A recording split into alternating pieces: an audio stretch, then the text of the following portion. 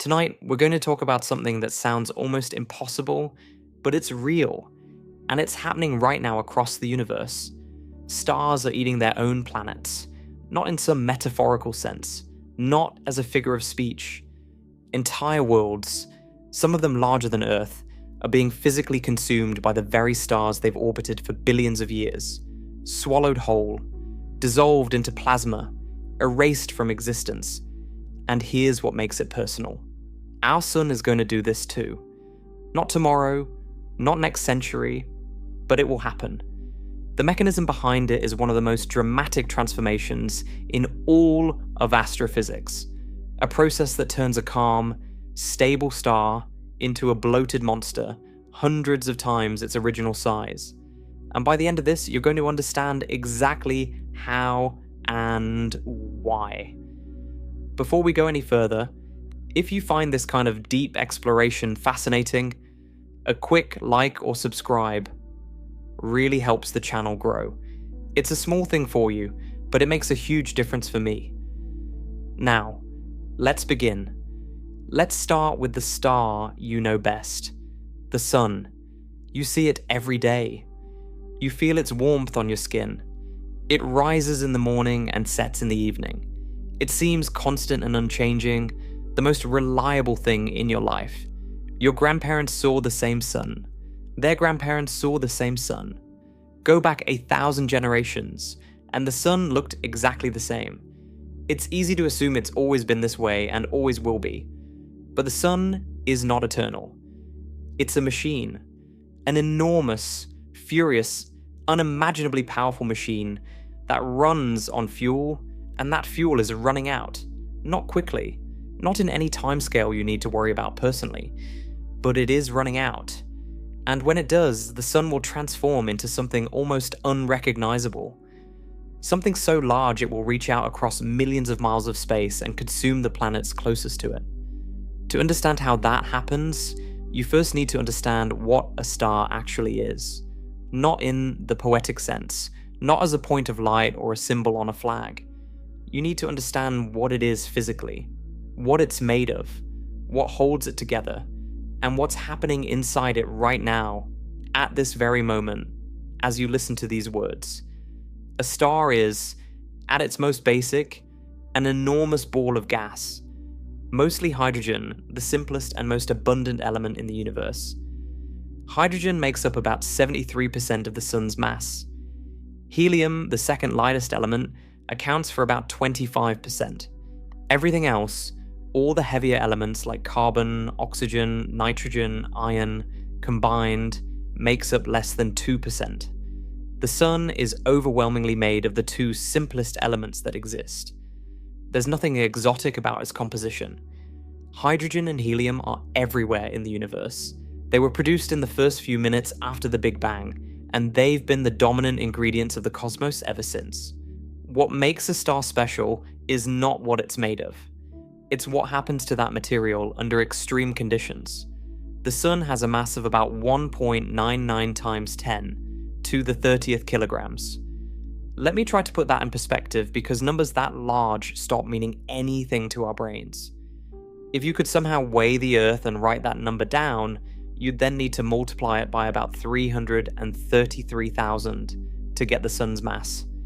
The sun contains a 99.86% of all the mass in the entire solar system. All 8 planets, all the moons, all the asteroids, all the comets, all the dust and gas floating between the planets, all of it combined makes up just 0.14%. The sun is the solar system. Everything else is a rounding error. All that mass creates gravity, enormous, crushing gravity. And gravity does one thing. It pulls inward. Every particle of hydrogen in the sun is being pulled toward the center by the combined gravitational attraction of every other particle. This is an incomprehensible amount of force directed inward from every direction simultaneously. If gravity were the only force acting on the sun, the entire star would collapse into a tiny, incredibly dense point almost instantly. The sun would crush itself under its own weight in a matter of minutes. But that doesn't happen. The sun has been sitting there, roughly the same size, for about 4.5 billion years. something is pushing back against gravity. Something is holding the star up, preventing it from collapsing. That something is energy, specifically the energy produced by nuclear fusion in the sun's core. The core of the sun is where everything that matters happens. It's a region about the size of Earth's orbit around the sun, actually, let me be more precise. The core extends out to about 20 to 25% of the sun's radius. In terms of volume, it's a relatively small fraction of the total star, but it contains about 34% of the sun's total mass, compressed into that tight space by the enormous weight of all the layers above it pressing down. The conditions in the core are extreme beyond anything you've experienced or could experience. The pressure at the center of the sun is about 265 billion times the atmospheric pressure on Earth's surface. If you could somehow take a cubic centimeter of material from the sun's core, it would weigh about 150 grams. That might not sound like much until you realize that this material is plasma compressed to a density about 150 times greater than water. And the temperature at the center of the sun is about 15 million degrees Celsius. Not thousands, not hundreds of thousands, 15 million. At this temperature, atoms can't exist in the form you're familiar with. On Earth, a hydrogen atom is a single proton with a single electron orbiting it. It's a tidy little structure. But at 15 million degrees, atoms are stripped of their electrons completely. The hydrogen in the sun's core exists as bare protons and free electrons swimming in a soup of particles called plasma. The plasma is so hot and so dense that the protons are moving at incredible speeds. They're flying around, smashing into each other billions of times per second. And here's where the magic happens. Under normal conditions, protons repel each other. They're both positively charged, and like charges push apart. This is the electromagnetic force, and it's strong. If you took two protons and tried to push them together, the electromagnetic repulsion would resist you. The closer you push them, the harder it would resist.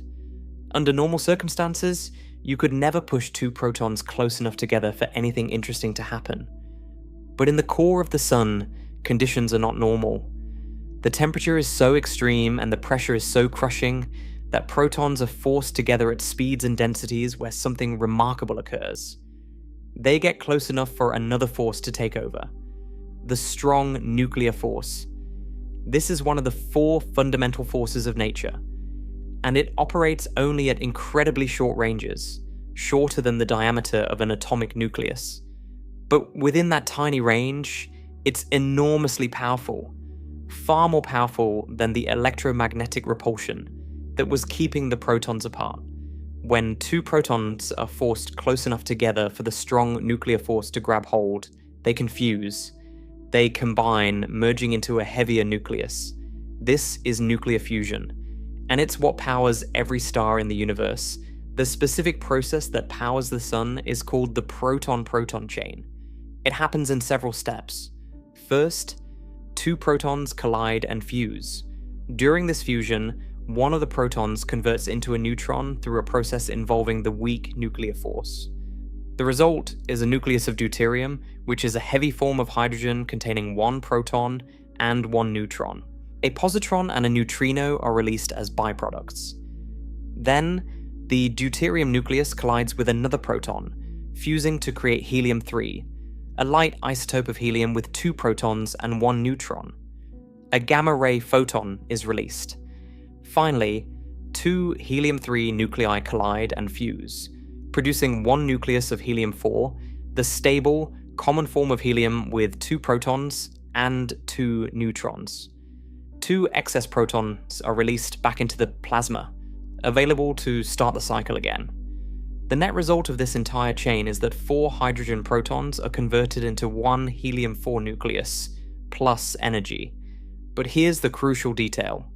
If you add up the mass of the 4 original protons and compare it to the mass of the final helium nucleus, the helium weighs slightly less, about 0.7% less. That missing mass hasn't disappeared. It's been converted into energy. This is Einstein's famous equation, E equals mc squared. In action, energy equals mass times the speed of light squared. The speed of light is an enormous number, about 300,000 kilometers per second. When you square it, you get an even more enormous number. So even a tiny amount of mass, when converted to energy through this equation, produces a staggering amount of power. Every single second, the sun converts about 600 million tons of hydrogen into about 596 million tons of helium. The difference, about 4 million tons of matter, is converted into pure energy every second. 4 million tons of mass, gone, turned into light and heat and radiation, every second, without stopping, for 4.5 billion years so far. And the sun is so massive that even after burning through this fuel for billions of years, it has barely made a dent. The sun has consumed only about half of the hydrogen available in its core. It has enough fuel left to continue burning for roughly another 5 billion years. That's the timescale we're working with here. Billions of years. These numbers are so far beyond human experience that they're difficult to grasp. All of recorded human history, everything from the first written words in Mesopotamia to this moment right now, spans about 5,000 years.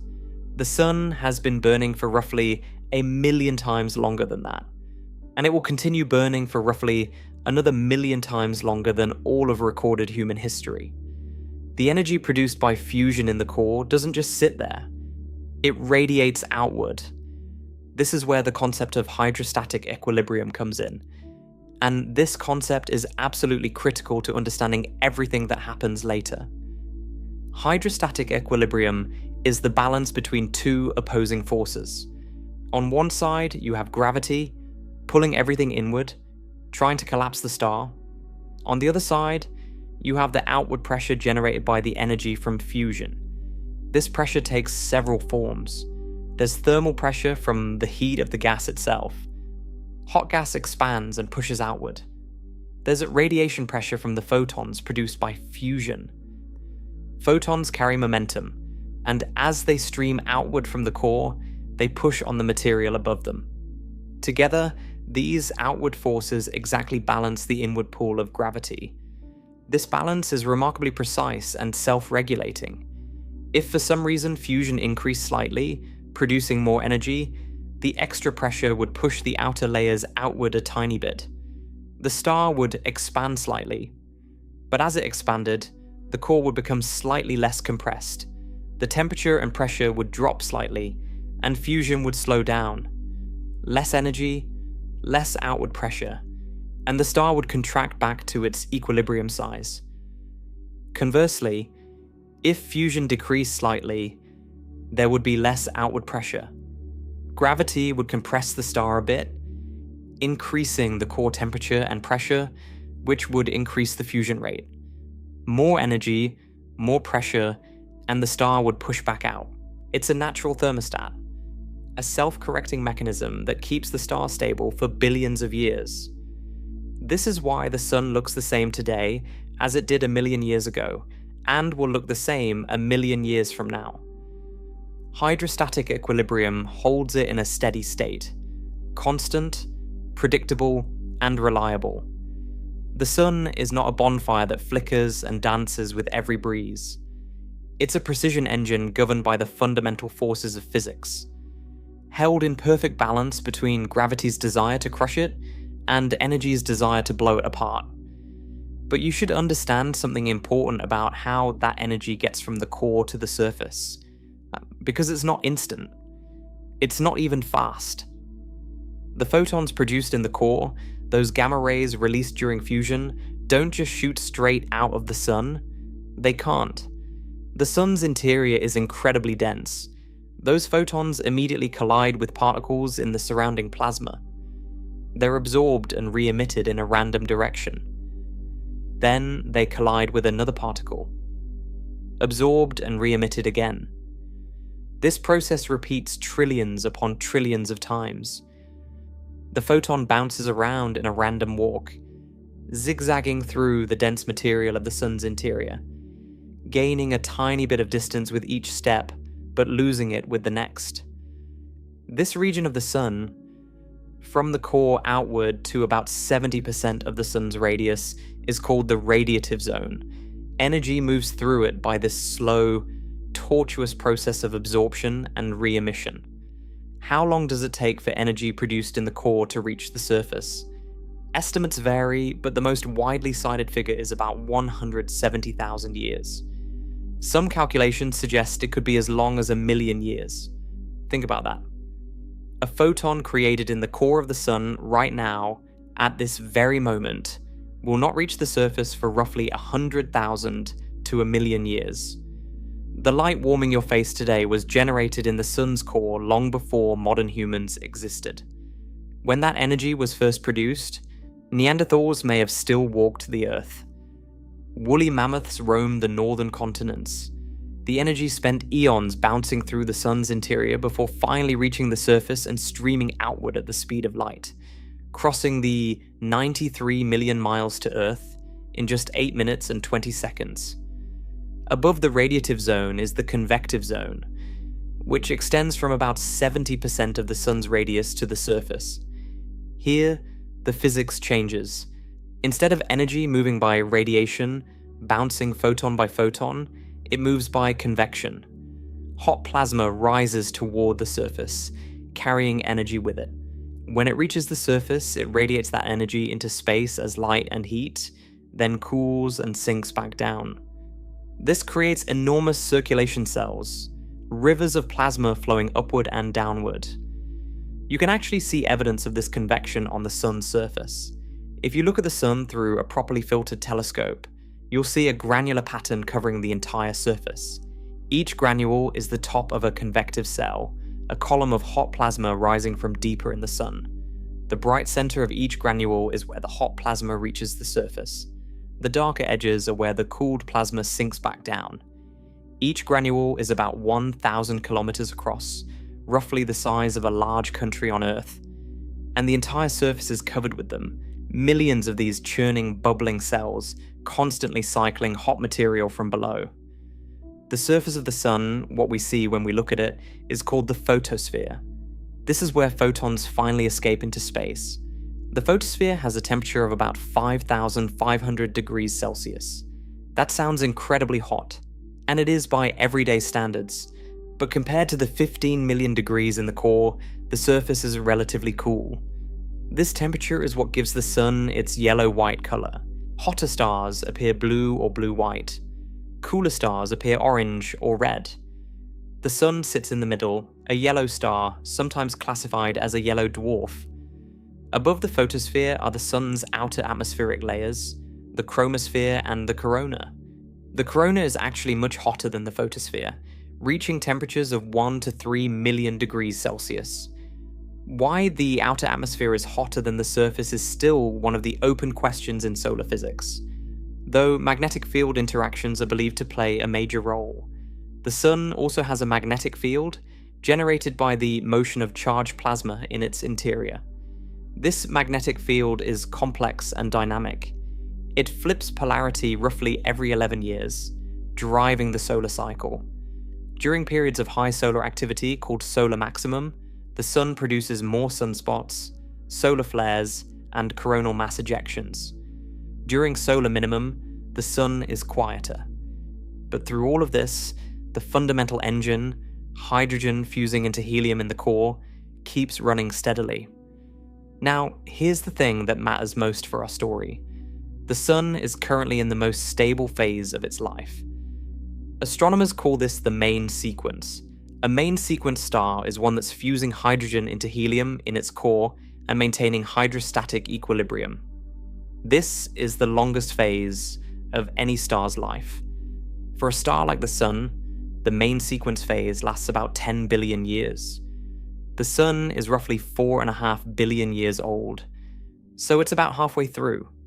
It has approximately 5 billion years of main sequence life remaining. During this entire time, the Sun will continue doing exactly what it's doing now. Fusing hydrogen, producing energy, maintaining balance, shining steadily. But not all stars are like the Sun. Stars come in an enormous range of sizes, and size determines everything about a star's life. its brightness, its color, its temperature, and most importantly, how long it lives and how it dies. The most massive stars, those with 10, 20, 50, or even 100 times the mass of the Sun, burn through their fuel at a ferocious rate. A star with 10 times the Sun's mass doesn't live 10 times as long. It lives a much shorter time because it burns fuel far faster. The core temperatures and pressures are so much greater that fusion runs at an enormously accelerated pace. Such a star might spend only 20 million years on the main sequence. A star with 50 times the Sun's mass might last only a few million years. These massive stars live fast and die young. They burn with incredible brightness, shining hundreds of thousands or even millions of times brighter than the Sun. But they exhaust their fuel quickly. On the other end of the scale, the smaller stars, called red dwarfs, have less than half the Sun's mass. Some have as little as 8% of the Sun's mass, just barely enough to sustain hydrogen fusion in their cores.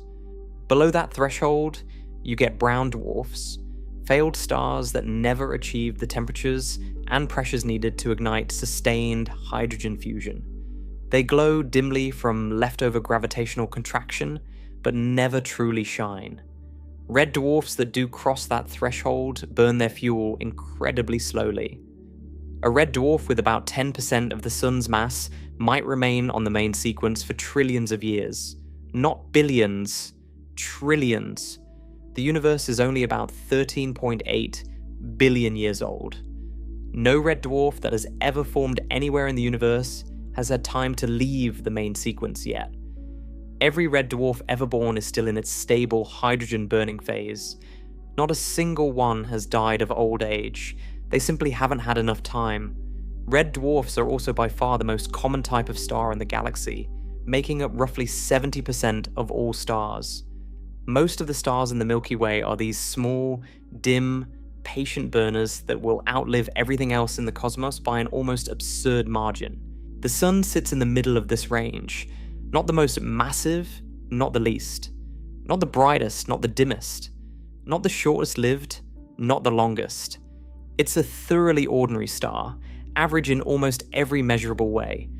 Astronomers classify it as a G-type main sequence star, one of about 7% of stars in the galaxy that fall into this category.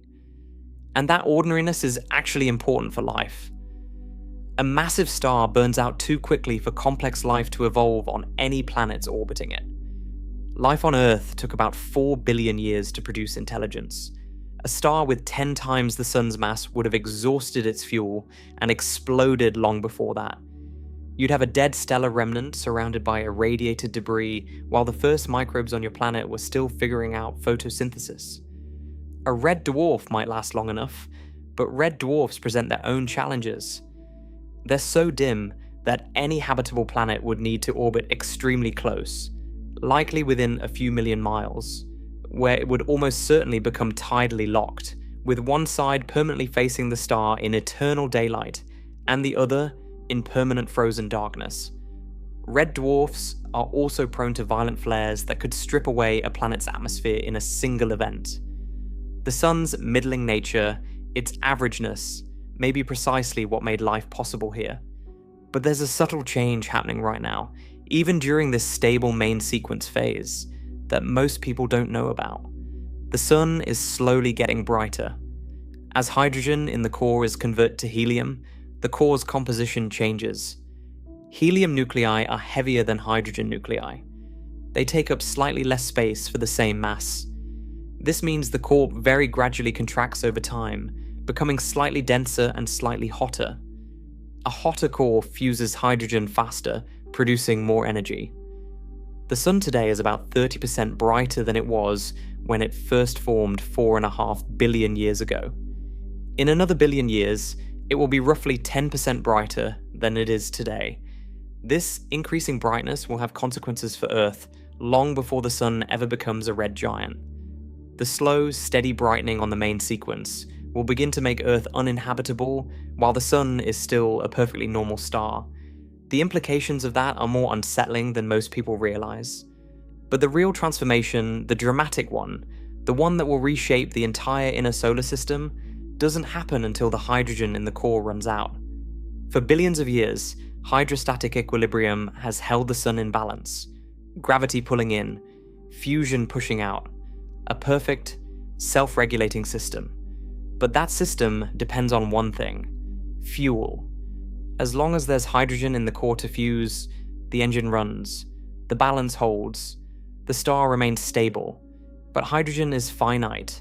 There's a lot of it, enough for roughly 10 billion years of burning. But it's not infinite, and the core doesn't have access to all the hydrogen in the star. Only the hydrogen in the core itself, where temperatures and pressures are high enough for fusion, gets used. The hydrogen in the outer layers is too cool and too low pressure to fuse. It just sits there, untouched. This is the critical setup for everything that comes next.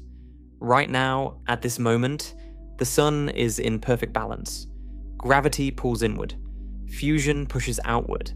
The two forces are locked in a stalemate that has lasted for billions of years and will last for billions more. But that stalemate has an expiration date. When the core hydrogen is exhausted, when the last fusible hydrogen atom in the center of the star has been converted to helium, the engine stops. Not the whole star.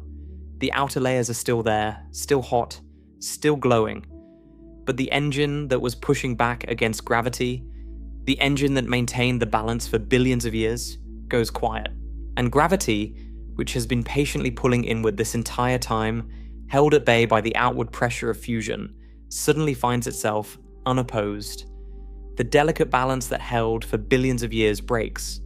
And what happens next is one of the most dramatic transformations in all of astrophysics. The core, no longer supported by fusion energy, begins to collapse under its own weight.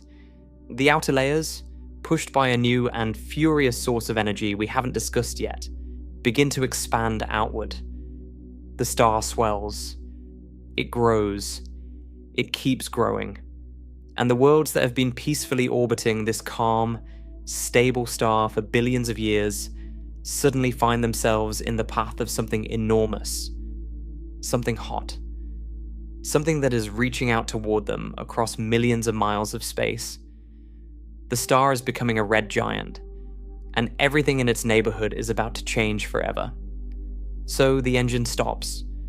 After billions of years of steady, reliable hydrogen fusion in the core, the fuel is gone. The core that once churned with nuclear reactions, converting 600 million tons of hydrogen into helium every second, falls silent. Not because something dramatic happened from the outside. No collision, no explosion, no catastrophe. The star simply used up what it had. The last hydrogen nuclei in the core fused into helium, and there was nothing left to burn. This is the moment everything changes. And to understand what happens next, you need to let go of the intuition that says the star running out of fuel should just fade away, grow dim, and quietly die. Because that's not what happens at all. What happens is the opposite. The star doesn't shrink. It doesn't fade. It grows. It swells to an almost incomprehensible size. It becomes brighter than it ever was during its main sequence life. And the process that drives this transformation is one of the most counterintuitive sequences of events in all of physics. Let's walk through it step by step. The core of the star is now almost entirely helium. Billions of years of hydrogen fusion have converted the original hydrogen fuel into helium ash. Think of it like a fireplace. You've been burning wood for hours, and now all that's left is a pile of ash. The ash can't burn the way wood does. It's a different material. It needs different conditions to ignite. Helium is the same way. Helium can fuse, but it requires far more extreme conditions than hydrogen fusion. Hydrogen fusion occurs at about 15 million degrees Celsius. Helium fusion requires roughly 100 million degrees. That's almost 7 times hotter. The core, at this moment, is not nearly hot enough to fuse helium. So the helium just sits there. An inert ball of helium ash at the center of the star, surrounded by the remaining layers of the star above it. And here's the problem. That helium core was being held up by the outward pressure from hydrogen fusion. As long as fusion was running, The energy it produced created enough pressure to support the core against its own gravity.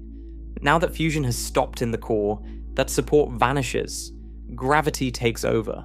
The helium core begins to contract. This is gravitational contraction, and it's the same process that formed the star in the first place, billions of years ago, when a cloud of gas collapsed under its own weight. But now it's happening again, just in the core. The core shrinks. As it shrinks, the material gets compressed. And when you compress gas, it heats up. This is a basic principle of thermodynamics that you can observe in everyday life. When you pump air into a bicycle tire, the pump gets warm. You're compressing air, and that compression converts gravitational potential energy into thermal energy. A diesel engine works on the same principle. It compresses fuel-air mixture so aggressively that the mixture ignites without a spark, purely from the heat of compression. The same thing is happening in the star's core, but on a scale that's almost beyond comprehension. The helium core is contracting under the gravitational weight of the entire star pressing down on it. The accumulated mass of hundreds of thousands of Earth masses bearing down from every direction simultaneously. As it contracts, it heats up. The temperature climbs, the density increases. The core becomes hotter and denser than it ever was during the main sequence phase. And this is where the counterintuitive part begins. The core is getting hotter, but it's not fusing anything. Helium won't ignite until about 100 million degrees, and the core hasn't reached that temperature yet. So where is all this heat going? It's radiating outward into the layer of material immediately surrounding the core. And that surrounding layer still contains hydrogen. Not the hydrogen from the core, that's all been used up, but hydrogen from the next layer out. Material that was never hot enough or dense enough to fuse during the main sequence phase. It was just sitting there, inert, for billions of years, but now the contracting core is heating it from below. The temperature and pressure in this surrounding shell of hydrogen are climbing rapidly, heated by the collapsing core beneath it. And when the conditions in this shell reach the threshold for hydrogen fusion, something remarkable happens. Fusion ignites again. Not in the core where it used to happen, but in a thin shell surrounding the inert helium core. This is called hydrogen shell burning, and it's the engine that drives the creation of a red giant. Hydrogen shell burning is fundamentally different from the core fusion that powered the star for billions of years. During the main sequence phase, fusion occurred throughout a large volume in the core. It was steady, regulated by the self-correcting mechanism of hydrostatic equilibrium. If fusion increased, the core expanded and cooled, slowing fusion back down. If it decreased, the core contracted and heated up, speeding it back up. That natural thermostat kept everything in balance. Shell burning doesn't have this luxury. The shell is thin, sandwiched between the dense, contracting helium core below and the massive weight of the star's outer layers above. It's compressed from both sides. The geometry matters here. A thin shell of material has very little room to expand, even if it heats up. The core beneath it is rigid and dense, and the envelope above is heavy. The shell is trapped, and the fusion reactions in this shell are ferocious. They produce far more energy per unit volume than core fusion ever did. The temperatures at the base of the shell are higher than they were during the main sequence phase, because the contracting core is radiating intense heat upward. The shell is burning hydrogen at a rate that vastly exceeds what the core was doing during the main sequence phase. It's like going from a controlled campfire to a blowtorch. This enormous energy output has to go somewhere. It radiates outward into the layers above the shell, and those outer layers respond the only way they can. They expand. The energy pouring out of the shell pushes the outer envelope of the star outward, not gently, not gradually in the way the sun has been slowly brightening over billions of years. This is a dramatic, powerful expansion. The outer layers of the star begin to swell outward, pushed by the relentless energy from the shell-burning region below. The star grows, and it keeps growing. To understand the scale of this expansion, consider the sun.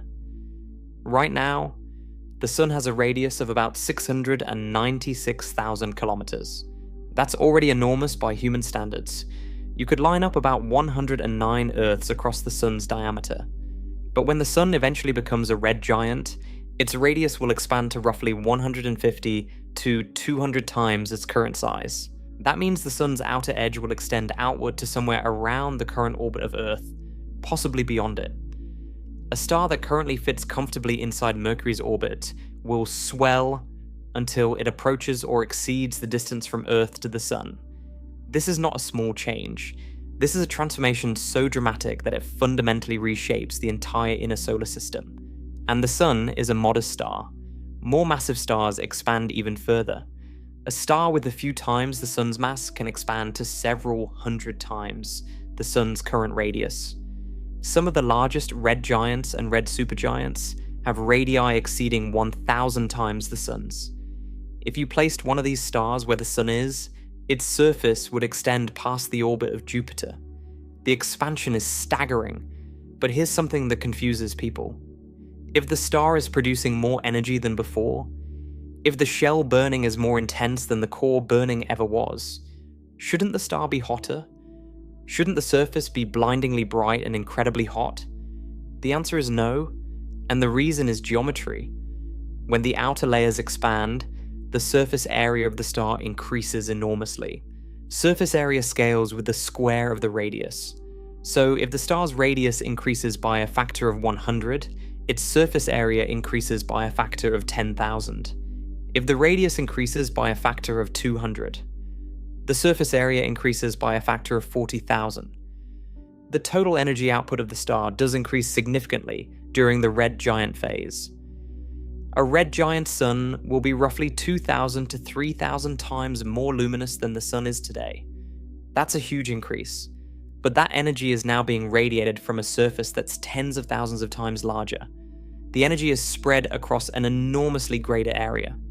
Each square meter of the star's surface is actually emitting less energy than it did when the star was a compact main sequence star. And because the energy emitted per unit area determines the surface temperature, the surface cools down. This is why a red giant is red.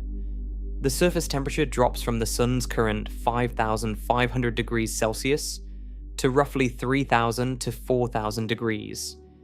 At these cooler temperatures, the star glows with a reddish-orange light instead of the yellow-white light of a main sequence star like the Sun.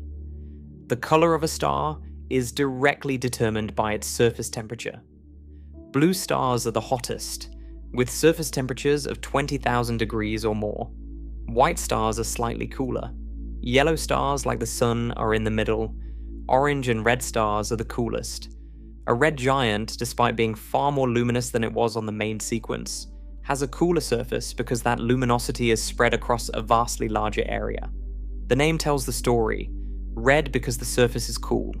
Giant because the star is enormous.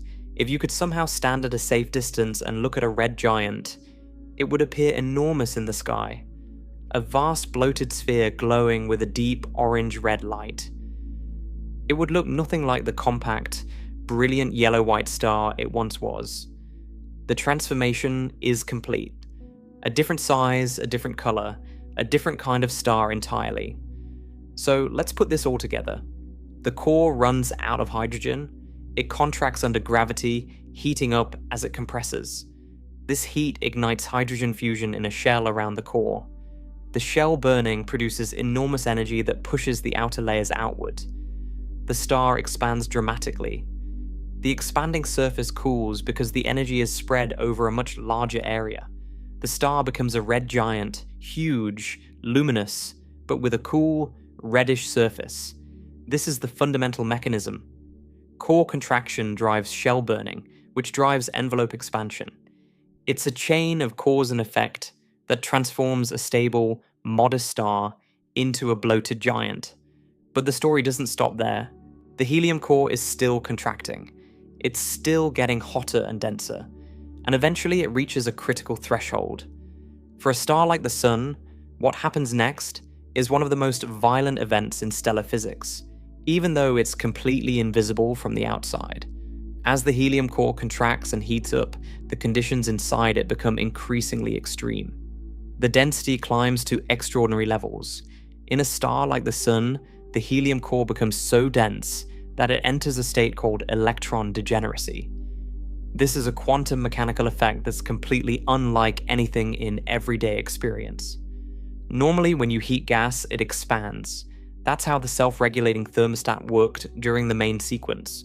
Core gets hotter, it expands, which cools it down. But degenerate matter doesn't follow these normal rules. In a degenerate matter, the pressure comes not from thermal energy but from a quantum mechanical principle called the Pauli exclusion principle. Electrons are fermions, a class of particles that cannot occupy the same quantum state simultaneously. When matter is compressed to extreme densities, the electrons are forced into higher and higher energy states because the lower states are all occupied. This creates a pressure called degeneracy pressure that depends on density, not temperature. The crucial consequence is that degenerate matter does not expand when heated. In normal gas, heating it increases pressure, which causes expansion, which cools things down. It's self-regulating. In degenerate matter, you can heat it, and the pressure doesn't change significantly because the pressure is coming from quantum mechanics, not thermal motion. The core doesn't expand. It doesn't cool itself down. The temperature just keeps climbing. So the helium core sits there, degenerate, compressed, and getting hotter and hotter as gravitational contraction continues. Eventually, the temperature reaches approximately 100 million degrees Celsius. And at this temperature, helium can finally fuse. Helium fusion proceeds through a process called the triple alpha process. 3 helium-4 nuclei, also called alpha particles, combine to form one carbon-12 nucleus. The process happens in 2 steps. First, 2 helium nuclei fuse to form beryllium-8. But beryllium-8 is incredibly unstable. It exists for only about 1/10 billionth of a second before it decays back into 2 helium nuclei. In that unimaginably brief window, a 3rd helium nucleus must collide with the beryllium-8 and fuse with it, producing carbon-12. This is an astonishingly unlikely event in any single interaction. But in the core of a star, with particles colliding trillions of times per second at extraordinary temperatures and densities, it happens often enough to sustain a chain reaction. Now, here's what makes this moment so dramatic. When helium fusion ignites in a degenerate core, the normal self-regulation doesn't work. In a normal gas, if fusion suddenly began, the energy would heat the gas would expand, the expansion would cool it, and fusion would settle into a steady state. But the core is degenerate. Heating it doesn't make it expand. So when helium fusion ignites, the energy produced heats the core further. The hotter core fuses helium even faster. Faster fusion produces more energy. More energy heats the core even more. It's a runaway thermonuclear reaction, a positive feedback loop with nothing to stop it. In a matter of seconds, possibly minutes, the core undergoes a colossal thermonuclear explosion. This is called the helium flash. The energy released during the helium flash is almost beyond comprehension. For a brief period, the core produces energy at a rate comparable to the entire luminosity of the Milky Way galaxy. Hundreds of billions of times the sun's normal energy output, all concentrated in the core of a single star, all happening in a matter of moments. It is one of the most powerful events that occurs in stellar physics for stars of the sun's mass range. And yet, you would never know it happened by looking at the star from the outside. The enormous energy of the helium flash is absorbed by the overlying layers of the star. It goes into lifting the degeneracy of the core, expanding it, heating the surrounding material. By the time the effects propagate outward through the star's massive envelope, the evidence has been completely smoothed out.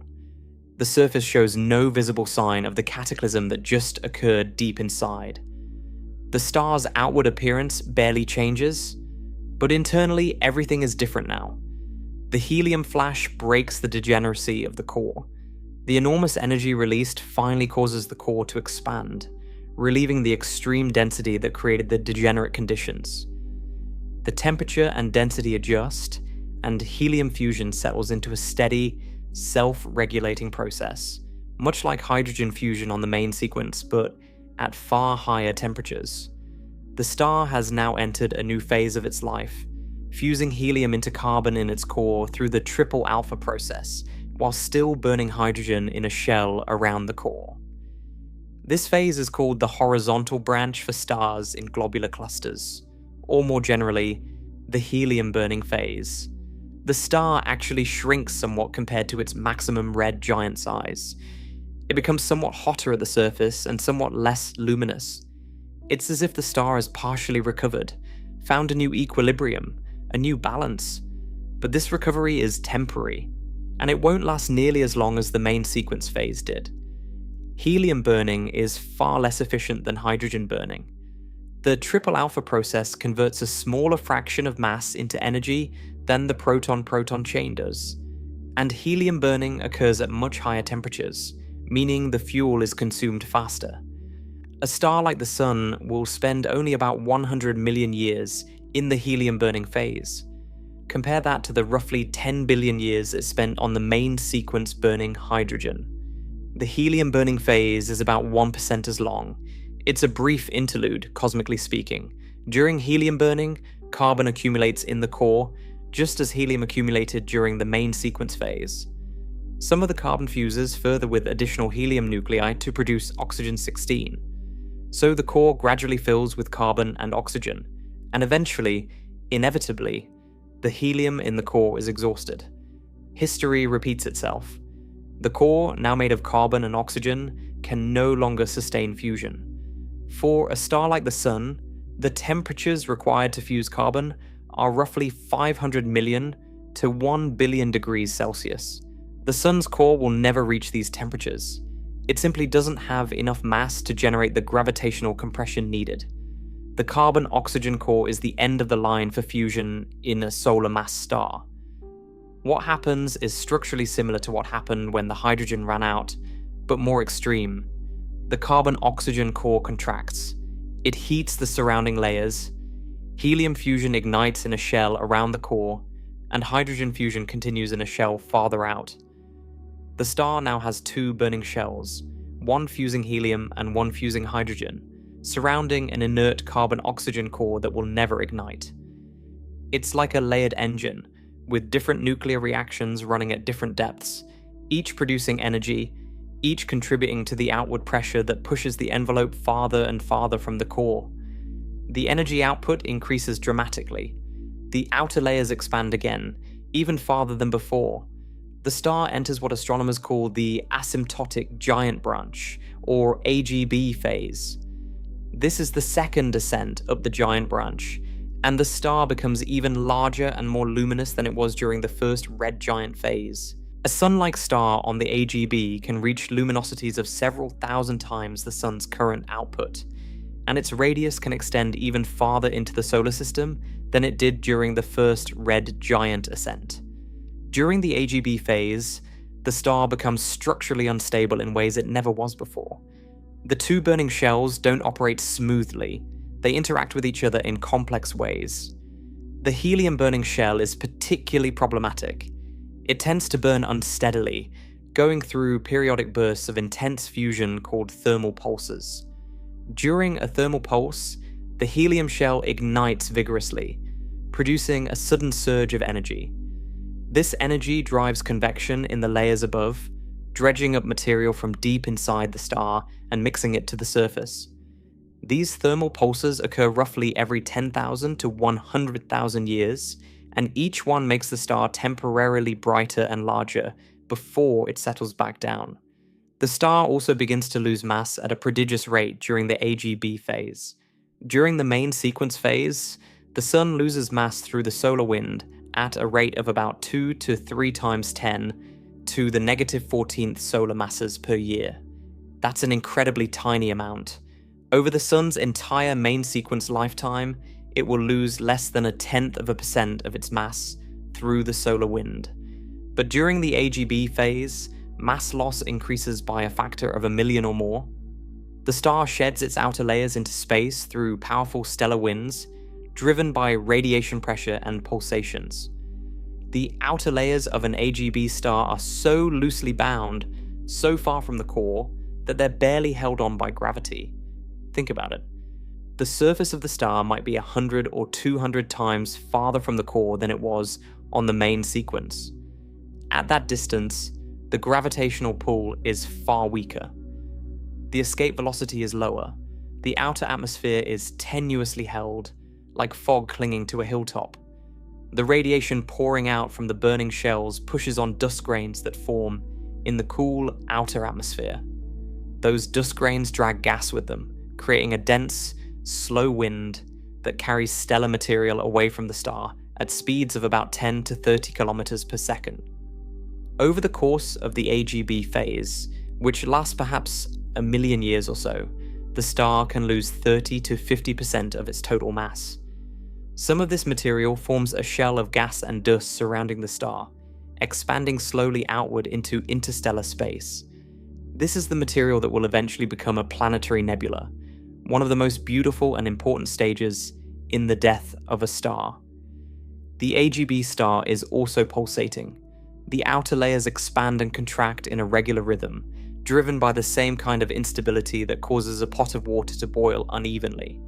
The star brightens and dims with a period of roughly 100 to 1,000 days. These are the stars known as Mira variables, named after Mira, a famous pulsating red giant in the constellation Cetus that was one of the first variable stars ever discovered. Mira itself varies from being easily visible to the naked eye to being completely invisible without a telescope, all over a period of about 332 days. These pulsations contribute to mass loss by periodically lifting the outer atmosphere to greater distances from the star where the gas can cool, form dust, and be pushed away by radiation pressure. So the picture of a red giant is far more complex and violent than the simple idea of a star just getting bigger. A red giant is a star in crisis. Its core has collapsed. Its outer layers are bloated and barely held together. It's burning fuel in unstable shells that pulse and surge. It's shedding mass into space at enormous rates. It's pulsating, brightening and dimming on timescales of months to years. The calm, steady, reliable star that shone for billions of years has become something turbulent, unpredictable, and fundamentally unstable. And this turbulence has consequences for anything orbiting the star. The planets that spent billions of years in stable, predictable orbits around a steady main sequence star now find themselves orbiting something completely different. The star is hundreds of times larger than it used to be. It's thousands of times more luminous.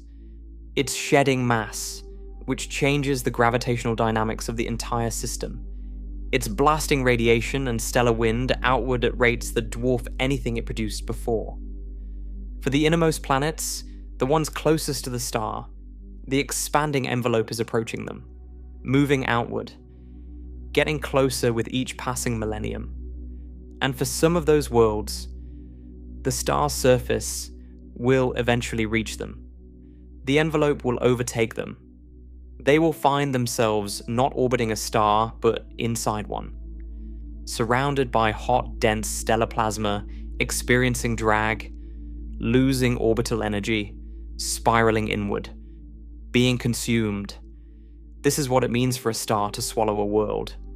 Not a sudden gulp, not an instantaneous destruction, but a slow, relentless expansion of stellar material outward across millions of miles of space until it overtakes the orbits of planets that have existed peacefully for billions of years.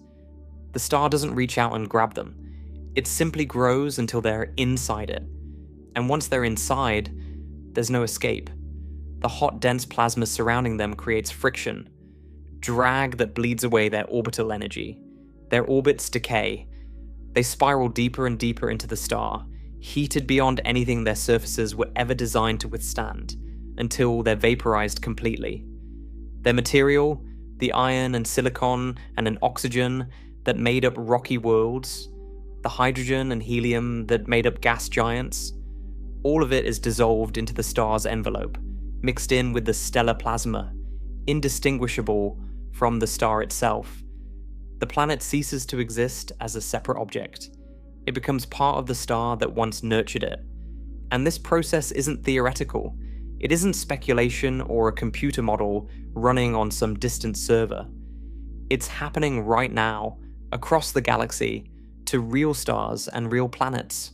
Astronomers have found the evidence.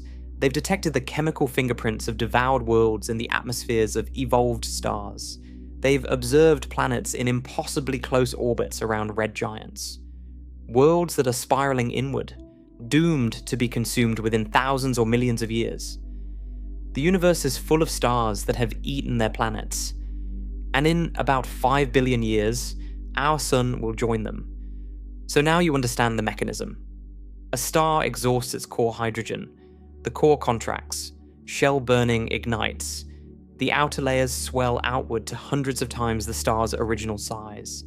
The star becomes a red giant, enormous, luminous, and unstable. But understanding the mechanism is one thing. Understanding what it does to the worlds orbiting that star is something else entirely. Because the expansion of a red giant doesn't happen in isolation. It happens in a solar system. A system with planets, moons, asteroids, and comets that have been orbiting peacefully for billions of years. Worlds where conditions may have been stable, long enough for oceans to form, for atmospheres to develop, perhaps even for life to arise. And when the star begins to expand, all of that changes. The planets don't get a warning. There's no alarm, no signal, no sudden event that marks the beginning of the end.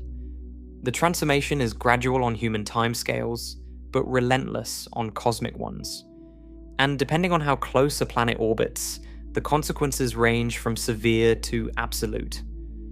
Let's start with the most dramatic outcome: direct engulfment.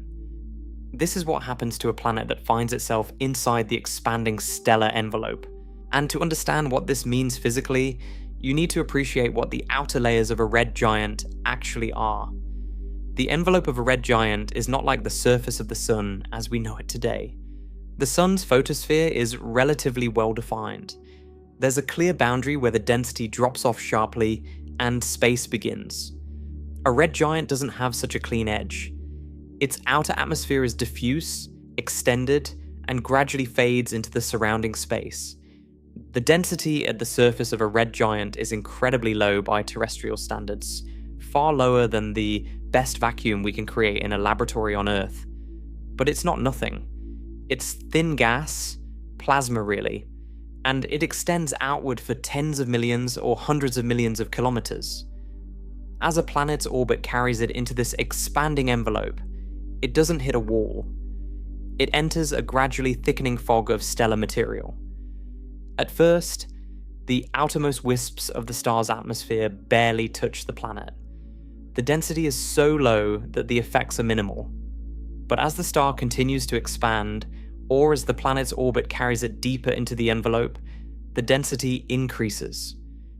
The planet begins to experience aerodynamic drag, the same force that slows a skydiver falling through Earth's atmosphere, but on a planetary scale.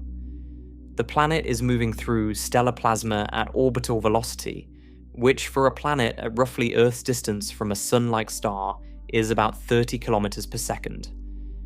At that speed, even a thin medium creates significant resistance. The drag acts like a brake on the planet's orbital motion. When you slow down an orbiting object, it doesn't just move more slowly in the same orbit, it drops into a lower orbit, closer to the central body. This is the same principle that causes satellites in low Earth orbit to gradually spiral inward when they encounter the thin upper atmosphere. The drag removes orbital energy, and without that energy, the object falls inward. So the planet begins to spiral toward the star's core. As it spirals inward, it encounters denser and denser material. The drag increases. The spiral accelerates. The planet falls faster and faster toward the center of the star, and as it plunges deeper, the temperature of the surrounding plasma climbs. Near the outer edge of the envelope, the temperature might be only 2,000 to 3,000 degrees. Harsh by any standard, but a rocky planet could survive for a while at those temperatures. Its surface would melt, certainly. Any atmosphere would be stripped away almost immediately, blown off by the intense heat and the ram pressure of the stellar plasma flowing past. Any oceans would be vaporized instantly, turned to superheated steam, and then dissociated into hydrogen and oxygen atoms that would disperse into the surrounding stellar material. But the solid body of the planet, the iron core, the rocky mantle, these could persist for some time in the outer envelope. Deeper in, though, the temperatures climb to tens of thousands of degrees, then hundreds of thousands. As the planet spirals inward, it's subjected to ever-increasing temperatures and pressures. The rocky material begins to vaporize, not melt, vaporize. The silicates and metals that make up a terrestrial planet are broken down into their component atoms, dissociated into a cloud of individual elements that mixes with the surrounding plasma. The planet doesn't just die, it dissolves. Its material is dispersed into the stellar plasma, atom by atom, molecule by molecule, mixed into the envelope of the star until there's nothing left. No solid remnant, no core, no debris, just a slight chemical enrichment in the star's outer layers, a trace amount of iron and silicon and magnesium that wasn't there before. The planet is gone, completely and utterly gone. Billions of years of geological history erased. How long does this process take? That depends on the size of the planet, the density of the envelope, and the orbital parameters. For an Earth-sized rocky planet, estimates suggest the engulfment process could take anywhere from a few hundred years to a few thousand years. For a gas giant like Jupiter, with its enormous mass and thick atmosphere, the process would take longer, perhaps tens of thousands of years or more. But the outcome is the same. Eventually the planet is destroyed. Its material becomes part of the star. There is a brief, violent phase during engulfment where the interaction between the planet and the stellar envelope produces observable effects. As the planet spirals inward, it deposits gravitational energy into the surrounding material, heating it. The star may temporarily brighten. Its surface may show unusual activity, jets or asymmetries in its outer layers. The planet's death throes might be visible from other star systems as a brief, anomalous brightening of the red giant. In fact, astronomers have observed exactly this kind of event. In 2023, a team of researchers led by Kishelay D at the Massachusetts Institute of Technology published observations of an event first detected in 2020 involving a star called ZTF SLRN-2020, located about 12,000 light-years away in the constellation Aquila. This star was observed to brighten suddenly by a factor of about 100 over the course of roughly 10 days, then slowly faded back over several months. The brightening was accompanied by a burst of infrared radiation consistent with the ejection of dust and gas. The optical brightening alone wouldn't have been enough to confirm what happened. Many things can cause a star to brighten temporarily, but the combination of the optical flash followed by a long infrared glow was distinctive. It matched theoretical predictions of what a planetary engulfment event should look like. The researchers concluded that the most likely explanation was that the star, an evolved red giant, had engulfed a planet roughly the size of Jupiter. The planet had spiraled into the star, depositing its gravitational energy and causing the brief, dramatic brightening. The subsequent infrared emission came from dust condensing in the material ejected by the event. This was the first time astronomers had directly observed a star in the act of swallowing a planet. It was a confirmation that this process, long predicted by theoretical models, actually happens in the real universe. But direct engulfment is not the only way a red giant destroys worlds. Planets that orbit farther out, beyond the reach of the expanding envelope, face a different set of threats. These planets aren't consumed, but they're far from safe. They exist in a zone of devastation that extends well beyond the star's physical surface. A red giant doesn't just destroy the planets it touches, it transforms everything within a wide radius around it. The first threat is radiation. A red giant is thousands of times more luminous than the main sequence star it used to be. All that additional energy has to go somewhere, and much of it radiates outward as light. Infrared radiation and ultraviolet radiation. A planet that once received a comfortable, moderate amount of energy from its star now receives thousands of times more. The inverse square law means that radiation intensity decreases with distance, but even at several times the original habitable zone distance, the radiation from a red giant can be overwhelming. For a planet with an atmosphere, this intense radiation can be devastating. The upper atmosphere absorbs the incoming energy and heats up. As the atmospheric molecules gain energy, they move faster. If they move fast enough, they can exceed the escape velocity of the planet, the speed needed to break free of the planet's gravitational pull entirely. When this happens, the atmosphere begins to bleed away into space.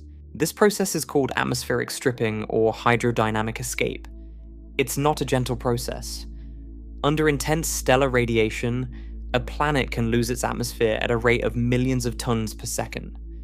An Earth-like planet orbiting at a distance that was once comfortable could lose its entire atmosphere within a few million years during the red giant phase. Without an atmosphere, the planet is exposed directly to the stellar radiation. Any surface water boils away. The surface temperature climbs to hundreds or thousands of degrees depending on the distance. The planet is sterilized. Any life that existed on the surface is destroyed, as not gradually, not through slow climate change, but through the overwhelming onslaught of radiation from a star that has become thousands of times brighter than it used to be. Even planets without atmospheres aren't safe from stellar radiation. The intense heating can melt the surface of a rocky world, turning it into a global ocean of lava. Mercury, for instance, is already close enough to the Sun that its surface reaches about 430 degrees Celsius during the day. When the Sun becomes a red giant and its luminosity increases by a factor of 2,000 or more, even planets much farther out will experience surface temperatures that exceed the melting point of rock. Mars, currently a frozen desert with temperatures averaging about -60 degrees Celsius, would be heated to hundreds or thousands of degrees. Its surface would melt. Its polar ice caps, made of water ice and frozen carbon dioxide, would sublime, and then the molecules would be blown away by the stellar wind. Mars would be transformed from a cold, dry desert into a scorched, molten wasteland. The stellar wind itself is another destructive force that operates independently of the radiation. During the main sequence phase, the Sun's solar wind is relatively mild, a thin stream of charged particles flowing outward at about 400 to 800 kilometers per second. It carries away roughly 2 to 3 million tons of material per second. That sounds like a lot, but compared to the Sun's total mass, it's negligible. The Sun will lose less than 0.1% of its mass through the solar wind over its entire main sequence lifetime. Earth's magnetic field deflects most of this wind, and the small amount that does interact with our atmosphere produces beautiful auroras near the poles, but causes no serious harm. But during the red giant, and especially the asymptotic giant branch phase, mass loss increases by a factor of 1 million or more. The stellar wind becomes a torrent, a dense, powerful outflow of gas and dust that fills the entire solar system with material. This wind carries away a significant fraction of the star's total mass over the course of just a few 100,000 to a few million years. A Sun-like star might lose 30 to 50% of its mass during the AGB phase, most of it through this wind. This wind doesn't just carry mass away from the star, it also interacts with any planets in the system. For close-in planets, the wind contributes to atmospheric erosion, stripping away gas even faster than radiation alone would. The wind particles are energetic, and when they hit a planetary atmosphere, they can knock atmospheric molecules free. For all planets, the wind carries energetic particles that bombard surfaces, alter the chemistry of atmospheres, and create a hostile environment of streaming plasma. The wind also creates a dynamic environment of gas and dust that fills the solar system, fundamentally changing the medium through which the planets move. There's another consequence of mass loss that affects the planets in a completely different way. As the star sheds mass, its gravitational pull weakens. During the main sequence phase, the star's mass was essentially constant. The planets orbited in stable, predictable paths defined by the star's gravity. But when the star starts losing mass at a significant rate, the gravitational dynamics of the entire system change. When the central mass decreases, planets in stable orbits move outward. Their orbits expand. This is a direct consequence of orbital mechanics.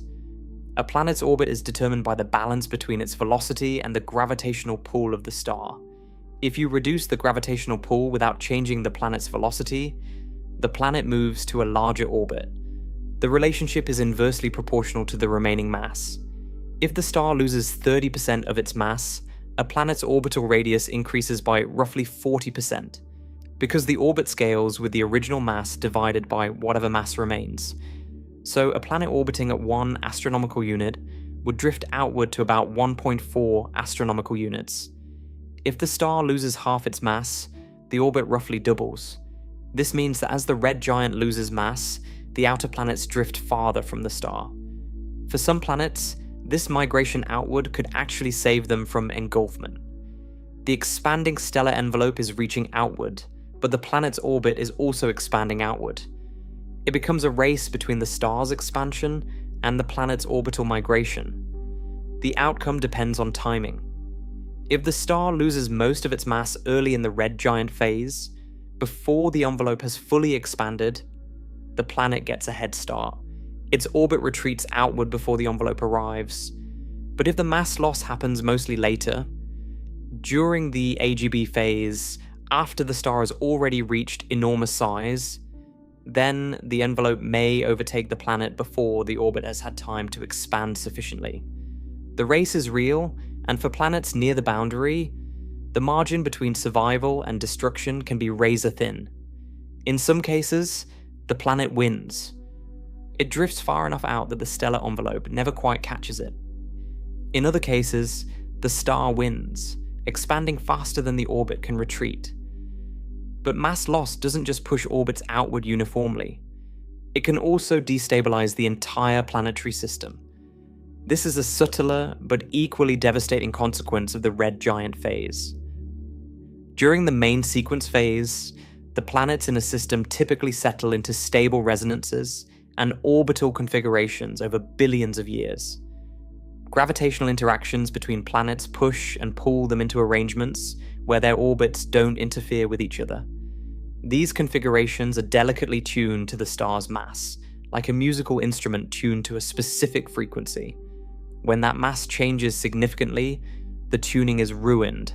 The resonances can break. Planets that were in stable, non-interacting orbits for billions of years might suddenly find themselves in configurations where their orbits cross or approach each other. Gravitational interactions between planets can amplify small perturbations into large changes over thousands or millions of years. Planets can be flung into highly elliptical orbits that swing them close to the star and then far out into the outer reaches of the system. They can be ejected from the system entirely, launched into interstellar space at escape velocity, becoming rogue planets wandering the galaxy without a star to orbit.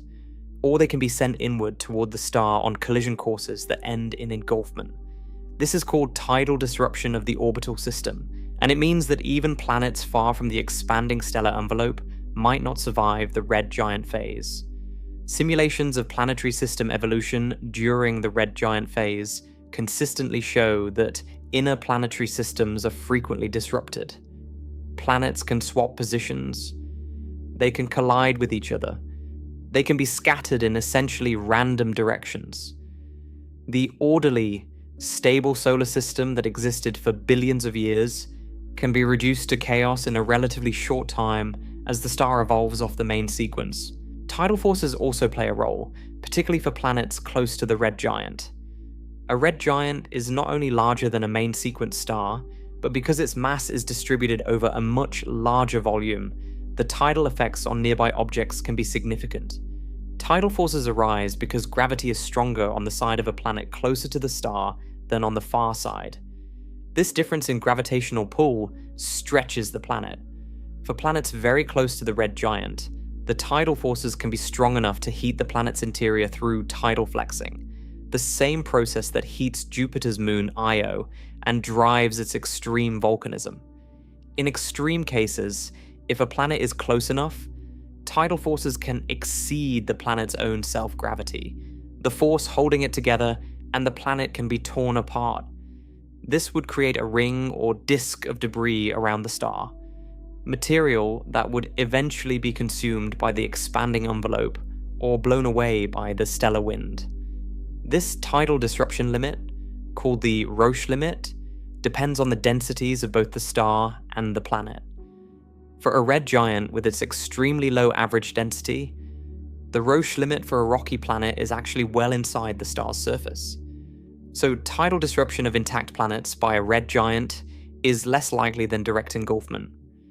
But for planets that have already been weakened by heating, atmospheric loss, or gravitational perturbations, tidal forces can contribute to their destruction.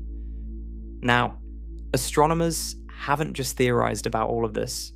They've found real evidence in the sky. One of the most compelling lines of evidence comes from studying the chemical composition of red giant stars. When a star is on the main sequence, fusing hydrogen in its core, its surface composition reflects the material from which it formed, primarily hydrogen and helium, with traces of heavier elements. But when a red giant swallows a planet, the planet's material is mixed into the star's convective envelope. Rocky planets are made of elements like iron, silicon, magnesium, and oxygen in proportions that are different from what you'd find in a normal stellar atmosphere.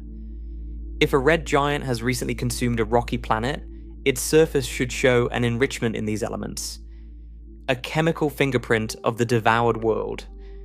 Astronomers have found exactly this. Studies of red giant stars have revealed cases where the surface abundances of certain elements, particularly lithium and refractory elements like iron and nickel, are higher than expected. Lithium is particularly interesting because it's normally destroyed inside stars. The convective motions that mix material in a red giant's envelope carry lithium down to regions hot enough to destroy it through nuclear reactions. Temperatures above about 2.5 million degrees are sufficient to break lithium nuclei apart. Since convection dredges material from the surface down to these hot regions and back up again, lithium is progressively destroyed over time. So lithium should be depleted in red giants, and in most red giants, it is. But some red giants have surprisingly high lithium abundances, concentrations that are 10 or even 100 times higher than models predict. One explanation is that they recently consumed a planet. Planets, particularly gas giants like Jupiter, contain significant amounts of lithium that was incorporated into their material when they formed from the protoplanetary disk billions of years ago. Jupiter alone contains enough lithium that if it were dissolved into the sun's convective envelope, it would measurably increase the sun's surface lithium abundance. When a gas giant planet is dissolved in the stellar envelope of a red giant, its lithium enriches the star's surface.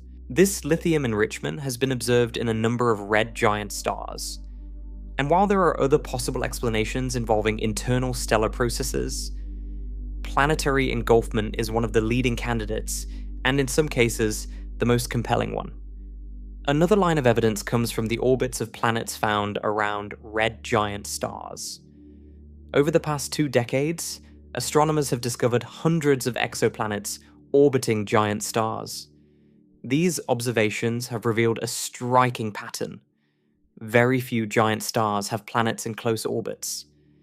Main sequence stars frequently have close-in planets, the famous hot Jupiters discovered by early exoplanet surveys, gas giants orbiting within a few million miles of their stars.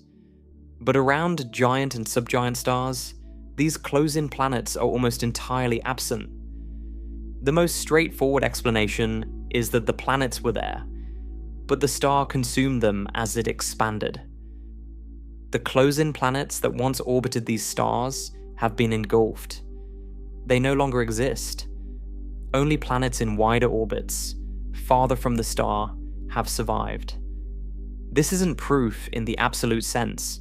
It's possible that these stars never had close-in planets to begin with, but statistically, when you compare the frequency of close-in planets around main sequence stars versus giant stars, the difference is striking and strongly suggests that engulfment has removed the close-in planets from the giant star systems.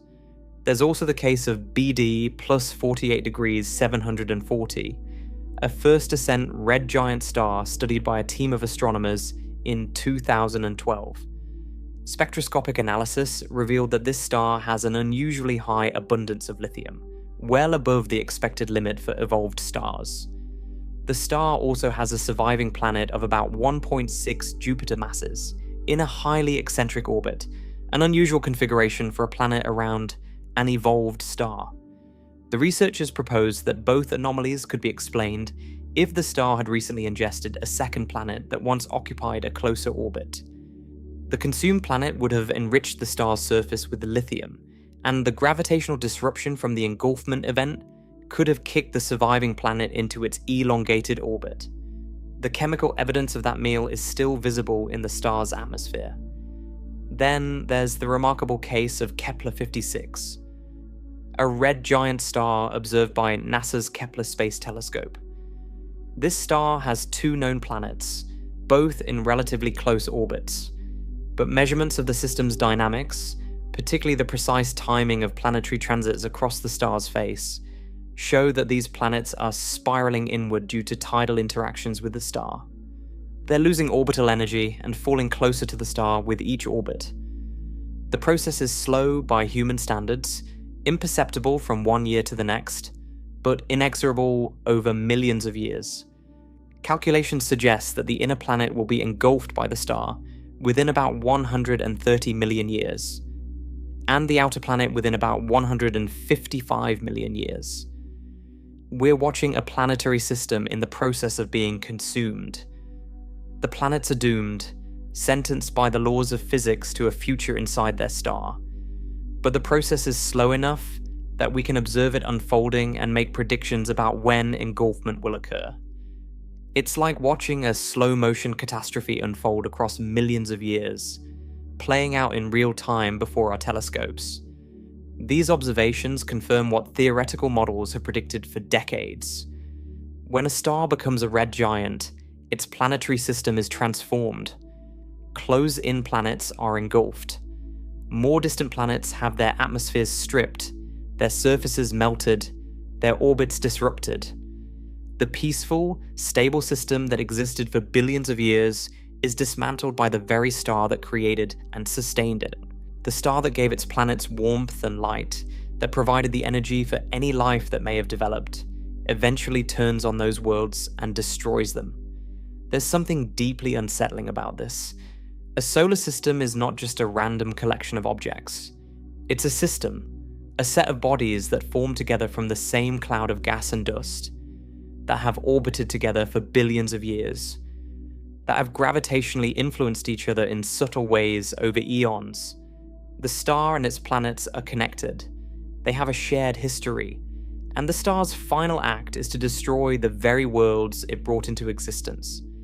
The red giant phase is not just a physical transformation. It's the end of a solar system as a living, dynamic structure. Whatever existed on those worlds, whatever conditions prevailed, whatever chemistry or biology may have developed over billions of years, all of it ends when the star becomes a red giant. The planets don't get to choose. They don't get to escape. They simply exist in the path of an expanding star, and the star consumes them because that's what the physics demands. And this isn't something that happens rarely in some distant, exotic corner of the universe. It happens constantly. Every star with roughly the sun's mass or a few times more will eventually become a red giant. Every one of them will expand and threaten or destroy its inner planets. There are hundreds of billions of stars in the Milky Way alone, and many of them are currently in the red giant phase right now, at this moment, as you listen to these words. Some of them are in the act of consuming planets right now. Worlds are being dissolved into stellar plasma somewhere in our galaxy as we speak. It's a process as natural and inevitable as the seasons. Written into the life cycle of stars, by the laws of physics. And our own solar system is not exempt. The sun will do this too. Not yet. Not for billions of years. But it will happen. And understanding what that means for Earth and the other planets is where our story goes next. Everything we've discussed so far, the mechanism, the expansion, the different ways a red giant destroys its planets, all of it applies to our sun. Our star is not exempt from these processes. It's not special. It's not immune. The same physics that governs every other star in the universe governs ours. And in roughly 5 billion years, the sun will exhaust the hydrogen in its core, begin the process of shell burning and envelope expansion, and become a red giant. This is not speculation. It's not a possibility or a worst-case scenario. It's a certainty, as certain as anything in physics can be. The laws of nuclear physics, thermodynamics, and gravity guarantee it. The only question is what exactly happens to Earth when it does. And the answer to that question is more complicated and more uncertain than you might expect. But the story doesn't begin 5 billion years from now. The changes start much sooner. As we discussed earlier, the sun is gradually brightening as it ages. The core slowly contracts, heats up, and fuses hydrogen at an increasing rate. This process has been happening since the sun formed, and will continue throughout its remaining main sequence life.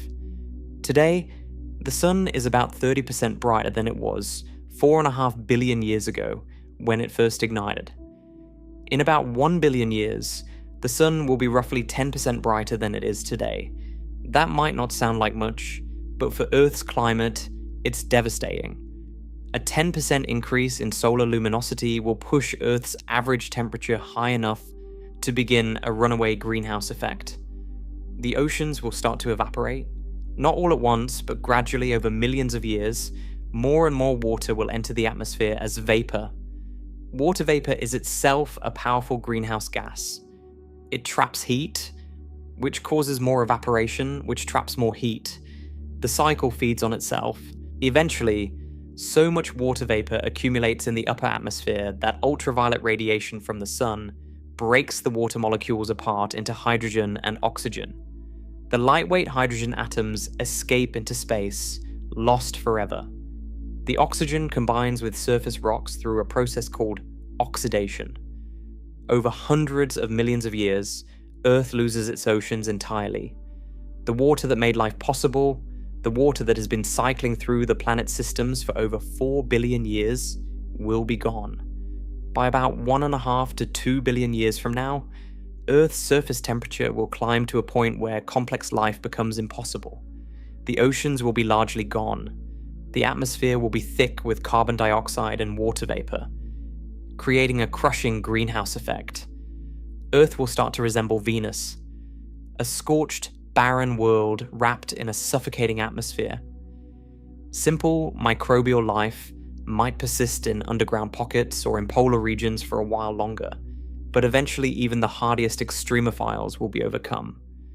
Life on Earth, in any form we'd recognize, will end not because the sun becomes a red giant, but simply because it's getting steadily brighter on the main sequence. The red giant phase is still billions of years away at this point. The sun is still a normal main sequence star. It's just a slightly brighter one, and that's enough to sterilize an entire planet. This is a sobering reminder that the conditions that make Earth habitable exist within a very narrow window. A little more solar energy and the oceans boil. A little less and they freeze. Earth has been in this window for 4.5 billion years, long enough for life to arise and evolve into the extraordinary diversity we see today.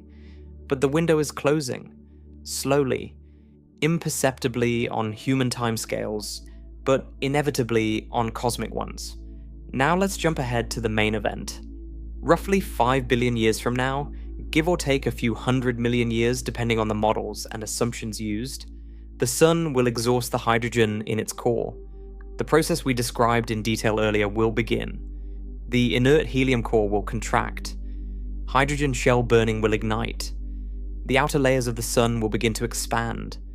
The sun will leave the main sequence and begin its ascent up the red giant branch. The expansion won't happen overnight. It will take roughly 1 billion years from the time the Sun leaves the main sequence to the time it reaches its maximum red giant size. During this period, the Sun will grow gradually, its luminosity increasing, its outer layers pushing farther and farther from the core. Mercury will be the first planet to go. Mercury orbits the Sun at an average distance of about 58 million kilometers. Even during the relatively early stages of the Sun's expansion, when the Sun has grown to perhaps 10 or 20 times its current radius, Mercury's orbit will be well within the expanding stellar envelope. Mercury will be engulfed, spiraling inward through the Sun's outer atmosphere, heated beyond the vaporization point of every mineral on its surface, and ultimately dissolved into the stellar plasma. Everything that Mercury is, its iron core that makes up about 85% of its radius, its thin silicate mantle, its ancient cratered surface that has recorded impacts for over 4 billion years, all of it will be unmade. Mercury will cease to exist as a distinct object. Its atoms will become part of the Sun. Venus is next. Venus orbits at about 108 million kilometers from the Sun. As the Sun continues to expand, its envelope will reach and then surpass Venus's orbit. The thick carbon dioxide atmosphere that currently makes Venus the hottest planet in the solar system will be stripped away, overwhelmed by the stellar material engulfing it. Venus will follow Mercury into the Sun, spiraling inward, heating, vaporizing, and disappearing. The planet that was once called Earth's twin, the planet shrouded in clouds that for centuries astronomers imagined might harbor oceans and life beneath its veil, will be gone. And then there's Earth. Earth orbits at about 150 million kilometers from the Sun, 1 astronomical unit. And this is where the story becomes genuinely uncertain. The Sun, at its maximum red giant extent, will reach a radius of roughly 1 astronomical unit. Some models put it slightly less, some slightly more. Earth sits right at the boundary. Whether Earth is engulfed or not depends on factors that are difficult to model precisely. One of the most important factors is how much mass the Sun loses during its red giant evolution. As we discussed, red giants shed significant amounts of mass through stellar winds. When the Sun loses mass, its gravitational pull weakens, and Earth's orbit expands outward. This orbital expansion could potentially save Earth from engulfment. If the Sun loses enough mass fast enough, Earth's orbit might retreat outward ahead of the expanding stellar envelope. Like a person backing away from an advancing wall, just fast enough to avoid being touched. But other factors work against Earth's survival. Tidal interactions between the expanding Sun and Earth could drain orbital energy from the planet, causing its orbit to shrink even as mass loss tries to push it outward. The Sun's bloated envelope creates tidal bulges on Earth, and Earth creates tidal bulges on the Sun. These tidal interactions transfer angular momentum between the two bodies. Depending on the details, this could either push Earth outward or pull it inward. Most models suggest the tidal drag effect works to pull Earth inward, counteracting the outward migration caused by mass loss. Different research groups have reached different conclusions.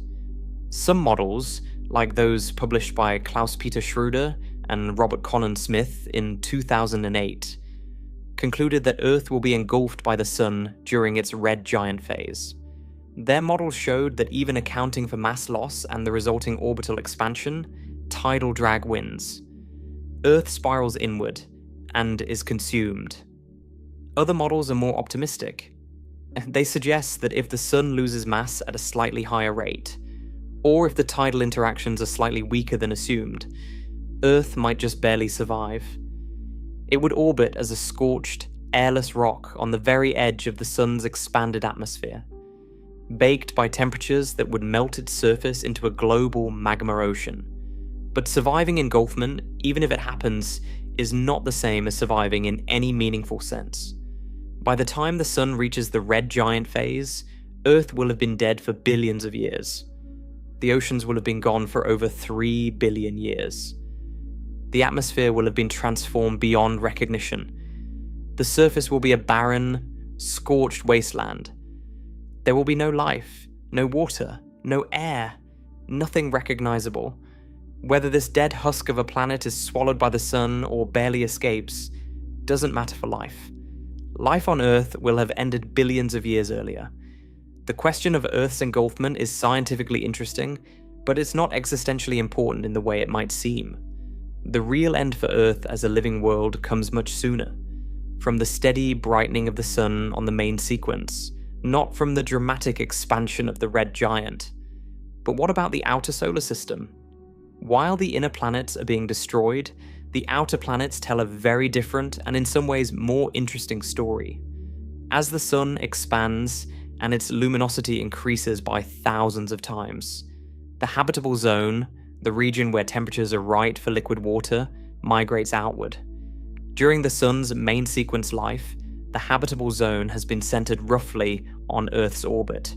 During the red giant phase, it will move out past Mars, past the asteroid belt, and into the realm of the gas giants and their moons. Mars itself won't benefit much. Even though temperatures on Mars will increase dramatically, Mars has no mechanism to restore its lost atmosphere. It's too small, with too little gravity and no magnetic field to protect a new atmosphere from the enhanced solar wind. Mars will be heated, certainly. Its surface ice will sublime. But without a substantial atmosphere to trap heat and sustain liquid water on the surface, Mars will transition from a frozen desert to a scorched desert without ever passing through a habitable phase. The moment will be too brief and the conditions too hostile. But some of the moons of Jupiter and Saturn are far more interesting candidates.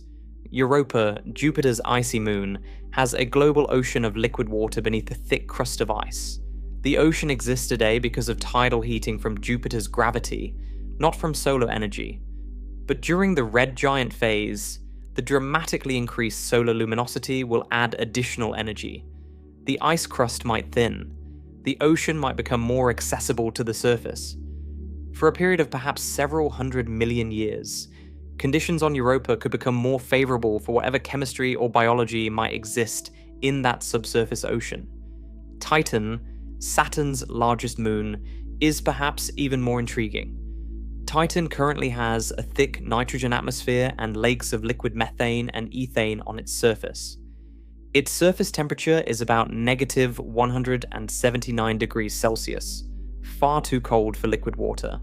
But during the red giant phase, temperatures in the Saturnian system will increase enormously. Titan's surface ice, which is primarily water ice, could melt.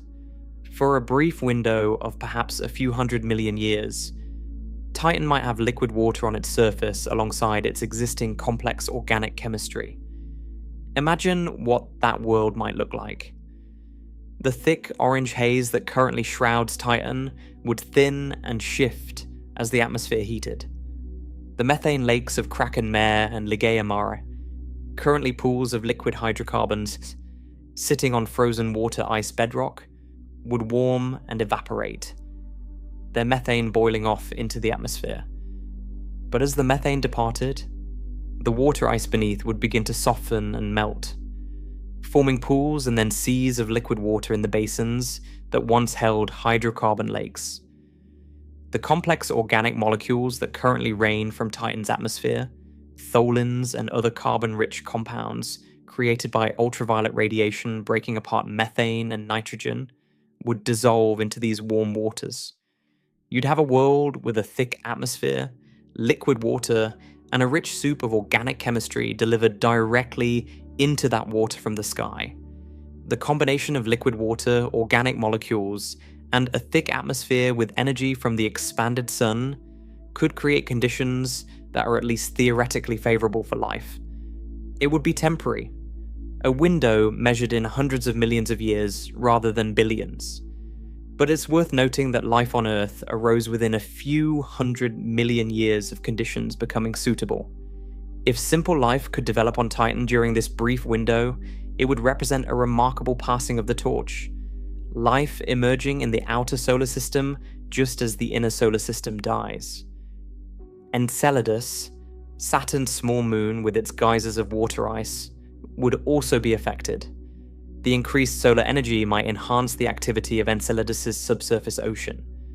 The geysers might become more active. The ocean might warm. For a time, Enceladus could become a more dynamic and potentially more habitable world than it is today. But these windows of opportunity in the outer solar system would be temporary. As the Sun progresses through the red giant and asymptotic giant branch phases, conditions will continue to change rapidly. The Sun will shed mass, altering the orbits of the outer planets. The intense stellar wind will fill the outer solar system with gas and dust. Thermal pulses will cause the Sun's luminosity to spike periodically.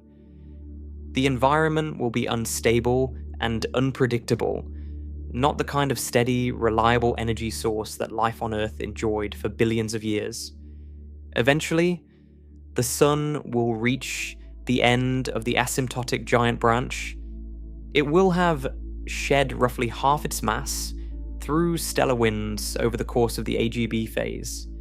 Its outer layers, loosely bound and barely held by gravity, will be expelled in a final series of thermal pulses and intensified mass loss. This material will expand outward into space, forming a shell of glowing gas surrounding the exposed stellar core. This shell is called a planetary nebula, and despite the name, it has nothing to do with planets. The term dates back to the 18th century when astronomers looking through early telescopes saw these glowing shells and thought they looked like the disks of planets. The name stuck even after we understood what they really were. Planetary nebulae are among the most beautiful objects in the universe. The Hubble Space Telescope has captured hundreds of them, each one unique. Some are spherical shells, others are elongated, hourglass-shaped, or filled with complex filaments and knots. They glow in vivid colors because the expelled gas is illuminated by the intense ultraviolet radiation from the hot, exposed core at the center. The different colors correspond to different elements.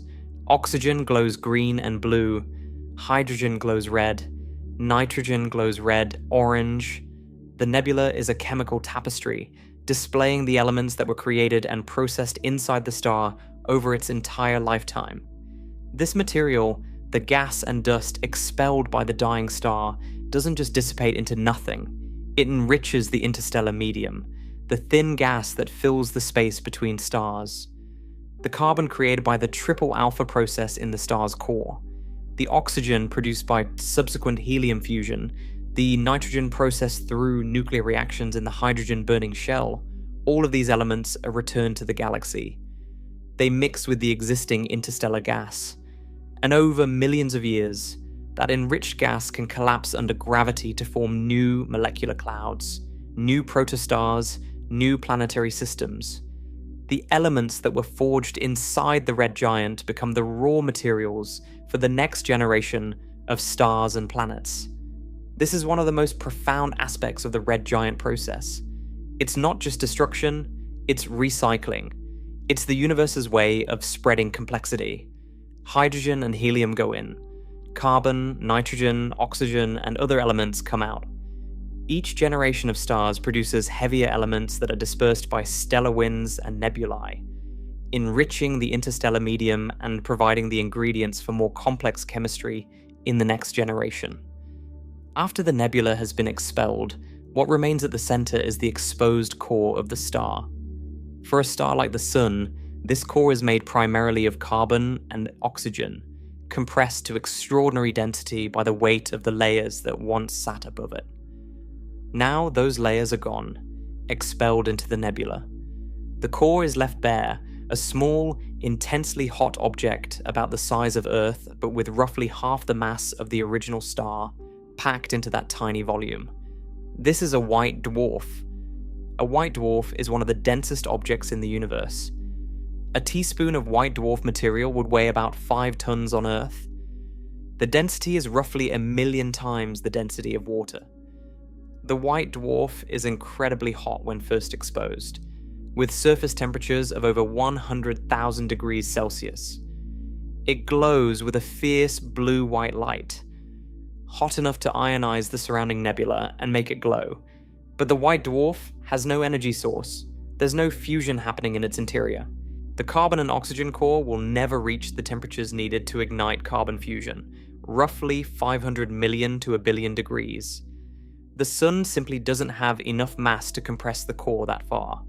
So the white dwarf just sits there, slowly radiating away its stored thermal energy into space. It cools. Gradually, over billions and trillions of years, the white dwarf fades. Its surface temperature drops. Its color shifts from blue-white to yellow, to orange, to red. Eventually, after trillions of years, far longer than the current age of the universe, the white dwarf will cool to the point where it no longer emits significant light. It will become a black dwarf, a cold, dark, inert ball of carbon and oxygen floating through space. No black dwarfs exist yet anywhere in the universe. The universe is only 13.8 billion years old, and even the oldest white dwarfs haven't had time to cool that much. The first black dwarfs won't form for trillions of years. The Planetary nebula, meanwhile, will expand and dissipate over roughly 20,000 to 50,000 years. It will thin out, spread across light years of space, and eventually blend with the surrounding interstellar medium. The beautiful glowing shell will fade and disappear. After 100,000 years or so, there will be no visible trace of the nebula. Just the cooling white dwarf, orbited perhaps by the surviving outer planets, if any have maintained stable orbits through all the upheaval. The solar system as we know it will be unrecognizable. Mercury and Venus will be gone, consumed during the red giant phase. Earth will either be gone or will exist as a scorched, dead rock in a wider orbit. Mars will be a transformed wasteland. The asteroid belt will have been disrupted by the changing gravitational dynamics. Jupiter, Saturn, Uranus, and Neptune will likely survive, but their orbits will have expanded outward as the sun lost mass. The moons that briefly experienced warmer conditions during the red giant phase will have frozen again, as the white dwarf's luminosity drops far below what the main sequence sun once provided. The outer solar system will be dark and cold, lit only by the feeble glow of an aging white dwarf. It will be a quiet place, a graveyard of a solar system that once teemed with worlds and possibly life. And yet, even this ending is part of a larger beginning. The material expelled by the sun during its red giant and AGB phases doesn't disappear. It's out there, drifting through interstellar space, carrying the heavy elements that the sun created over its lifetime. Billions of years from now, that material might be incorporated into a new molecular cloud. That cloud might collapse to form a new star with a new set of planets. And on one of those planets, conditions might be right for liquid water, for complex chemistry, for the emergence of life. The carbon atoms that were fused in the sun's helium-burning core might end up in the cells of living organisms on a world that doesn't exist yet. The oxygen atoms processed in the sun's shell-burning regions might end up in the oceans of a future Earth. The cycle of stellar birth, life, death, and rebirth continues. This is the connection that makes the red giant story personal. The atoms in your body right now, the carbon in your muscles, the oxygen in your blood, the iron in your hemoglobin, the calcium in your bones, none of these atoms were made in the sun. They were made in previous generations of stars. Stars that lived and died before the sun was born. Stars that went through the exact same process we've been describing tonight. Stars that burned hydrogen for billions of years, exhausted their fuel, expanded into red giants, and shed their enriched material into space. That material eventually became part of the molecular cloud that collapsed to form our sun and the planets about 4.5 billion years ago. You are made of atoms that were once inside other stars. You are, in the most literal and scientific sense, made of stardust. The red giant process isn't just something that happens to distant stars. It's the process that created the raw ingredients for everything you are. Without previous generations of stars living and dying and spreading their elements across the galaxy, Earth would have been a ball of pure hydrogen and helium. No rocks, no metals, no water, no organic molecules, no life. The complexity of the world around you, every mineral, every molecule, every living cell, all of it exists because stars before ours went through the red giant phase and returned their processed material to the cosmos. And one day, our sun will do the same. It will return its material to the interstellar medium, enriched with the elements it has produced over its lifetime. Our sun's atoms will drift through space, mix with other material, and perhaps billions of years from now become part of something new. A new star, a new planet, maybe new life. The story doesn't end with the death of our sun. It continues in forms we can't predict, and on timescales we can barely imagine. Tonight, we've taken a journey through one of the most dramatic transformations in all of astrophysics. We started with a stable, ordinary star, the kind of star our sun is right now. We watched as it burned hydrogen for billions of years, maintaining a delicate balance between gravity and the energy of fusion. We saw what happens when that balance breaks, when the fuel runs out and the core contracts while the outer layers expand to hundreds of times the star's original size. We learned why a red giant is red, why it's so large, and why the process is driven by a chain of physical events that are counterintuitive but inescapable. We watched as the expanding star consumed its inner planets, stripped the atmospheres of more distant worlds, and disrupted the orbits of everything in its system. We saw the real evidence, the chemical fingerprints of devoured worlds, the missing close-in planets around evolved stars, the direct observation of a star swallowing a Jupiter-sized planet. And we brought it home to our own solar system, to the sun that shines on us every day, the star that will one day grow to engulf Mercury and Venus, and possibly Earth itself. The red giant phase is not some rare, exotic event that happens only in unusual circumstances. It is the fate of every sun-like star in the universe. It is written into the physics of nuclear fusion and gravity. It is as inevitable as the ticking of a clock, and when it happens, it reshapes entire solar systems, destroying some worlds, transforming others, and scattering the building blocks of future worlds across interstellar space. There's a strange beauty in this. The same process that destroys planets also creates the conditions for new ones to form. The same mechanism that ends one solar system's story plants the seeds for another's beginning. The universe is not wasteful. Nothing is truly lost. Matter and energy are recycled endlessly, passed from one generation of stars to the next, from one solar system to another, across billions of years and countless light years of space. So the next time you look up at the night sky and see a reddish star, perhaps Betelgeuse in Orion or Aldebaran in Taurus, you're looking at a star in exactly this phase of its life. A star that has exhausted its core hydrogen. A star whose outer layers have expanded to enormous size. A star that may have already consumed its inner planets. A star that is, right now, in the act of shedding its processed material back into the galaxy. You're watching the cycle in action, and you're connected to it because the atoms in your body were forged in stars just like those. Stars that lived and died and gave their material to the cosmos so that eventually, billions of years later, you could exist. The sun will one day become a red giant. It will swell and consume worlds, and then it will shed its outer layers and fade into a cooling white dwarf. But the atoms it returns to space will carry on. They'll drift through the galaxy for millions of years. They'll join new clouds of gas and dust. They'll collapse into new stars and new planets. And perhaps, on one of those new worlds, something remarkable will happen again. Matter will organize itself into something that can look up at its own sky and wonder where it came from. And the answer, as it always has been, will be the stars. Thank you for joining me on this journey tonight. If you found this exploration valuable, a like or subscribe would mean a lot. It helps me keep making these deep dives into the cosmos.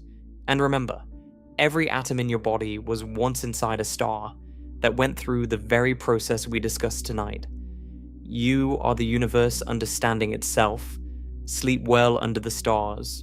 They made you, and one day, they'll make something new from what remains. Good night.